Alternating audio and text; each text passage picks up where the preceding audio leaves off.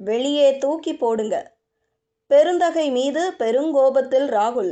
செல்வ பெருந்தகை வைத்தே விஜய்க்கு ஆதரவு. மாஸ் காட்டிய ராகுல். 2026 சட்டசபை தேர்தலில் திமுக கூட்டணிதான் வேண்டும் என தமிழ்நாடு காங்கிரஸ் கமிட்டி தலைவர் செல்வ பெருந்தகை அடம்பிடித்த நிலையில் ராகுலின் எதிர்ப்பையும் மீறி கூட்டணி அமைந்தது. இந்த நிலையில் 28 தொகுதிகளில் போட்டியிட்டு 5 தொகுதிகளில் மட்டுமே காங்கிரஸ் வெற்றி பெற்றது.